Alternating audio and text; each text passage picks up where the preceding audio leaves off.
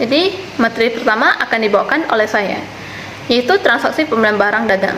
Jadi, pembelian barang dagang adalah kegiatan pembelian barang yang akan dijual kembali oleh perusahaan ataupun toko, yang dimana mereka membeli barang tersebut bukan untuk dipakai sendiri, melainkan untuk dijual kembali lagi.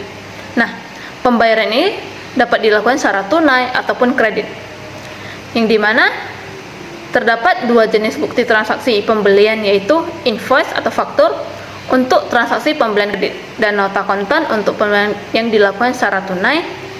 Nah, berikut kita akan masuk ke penjelasan mengenai pembelian yang dilakukan secara tunai ataupun kredit. Yang pertama adalah pembelian tunai. Jadi, pembelian tunai adalah merupakan seluruh pembelian yang dibayar pada saat penyerahan barang, yang dimana bukti transaksi pembelian tunai berupa kwitansi dan nota yang diterima dari penjual atau bukti internal berupa kas keluar. Misalnya nih, tokonya Jespani membeli 10 dus air mineral dari PT-nya Sylvia seharga 1 juta nih. Nah, yang dimana Jespani akan membayar 1 juta tersebut langsung kepada PT-nya si Sylvia. Nah, bukti transaksi ini berupa nota atau faktur tunai dan di toko dicatat sebagai bukti kas keluar di tokonya Jespani. Yang B ada pembelian kredit. Jadi pembelian kredit ini merupakan transaksi pembelian yang dilakukan perusahaan dengan waktu pelunasan sesuai dengan kesepakatan syarat. Pembayarannya setelah tercapainya kesepakatan. Jadi di mana barang akan dikirim si penjual kepada pembeli serta dikasih dokumen pembelian seperti faktur atau surat pengiriman barang. Jadi contohnya nih, tokonya Christina membeli 20 dus mie instan dari tokonya Tricia. Nah, seharga 2 juta.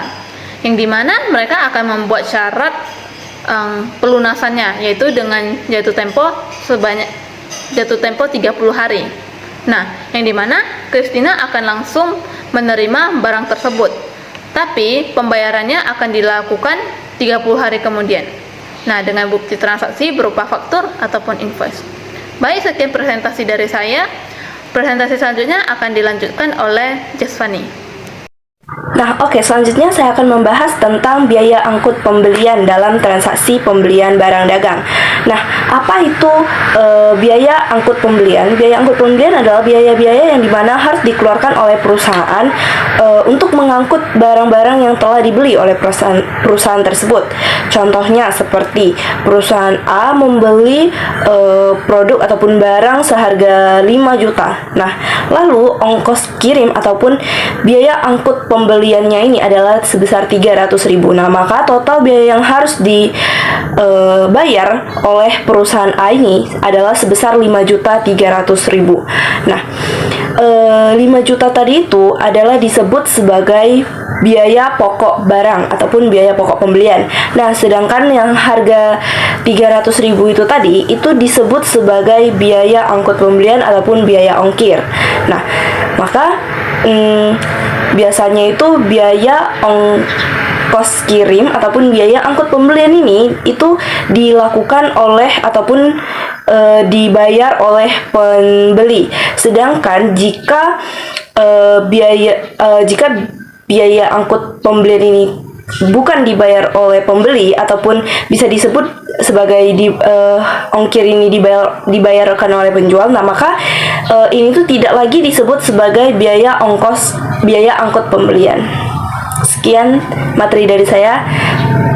Terima kasih. Keempat, saya akan membawa materi tentang pajak masukan. Jadi, pajak masukan adalah PPN atau pajak pertambahan nilai yang dibayar oleh perusahaan saat melakukan pembelian barang ataupun jasa. Nah, biasanya disebut pajak. Jadi, pajak ini terjadi ketika kita membeli barang, bukan saat menjual barang. Nah, PPN masukan ini biasanya tercantum di faktur pajak yang diberikan oleh penjual ke kita sebagai pembeli.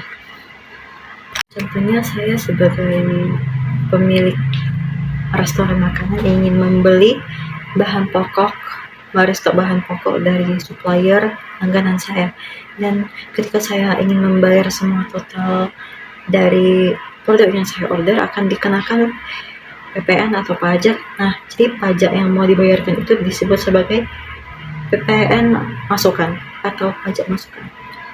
Baik, terima kasih. Di sini saya Angel. Saya ingin menjelaskan tentang 5 utang dagang. Jadi, utang dagang adalah kewajiban perusahaan kepada pemasok karena telah menerima barang dagang secara kredit, sehingga perusahaan wajib membayar sejumlah uang tertentu kepada pihak yang jelas dalam jangka waktu yang disepakati. Adapun kriteria utang, yang pertama ada jumlah nominal jelas, artinya utang harus memiliki jumlah yang pasti dan dapat dihitung secara jelas, bukan berdasarkan perkiraan. Jumlah ini biasanya tercantum dalam faktur sehingga perusahaan mengetahui dengan tepat berapa kewajiban yang harus dibayar. Contohnya, sebuah toko membeli barang dagang secara kredit senilai 6 juta sesuai faktur pembelian, sehingga jumlah utang yang harus dibayar sudah jelas dan tidak menimbulkan perbedaan perhitungan di kemudian hari. Lalu yang kedua, pihak penerima jelas. Artinya, utang harus memiliki pihak tertentu yang berhak menerima pembayaran, sehingga perusahaan mengetahui kepada siapa kewajiban harus dilunasi dan pembayaran tersebut dapat dianggap sah dan lunas. Jika pihak penerima tidak jelas, maka pembayaran tidak dapat dipastikan benar dan kewajiban tersebut tidak dapat dikategorikan sebagai utang dagang. Contohnya, sebuah perusahaan membeli barang dagang secara kredit dari pemasok tertentu dan menerima faktur atas nama pemasok tersebut, sehingga perusahaan mengetahui kepada siapa pembayaran harus dilakukan dan melunasi utang dagang diakui secara sah.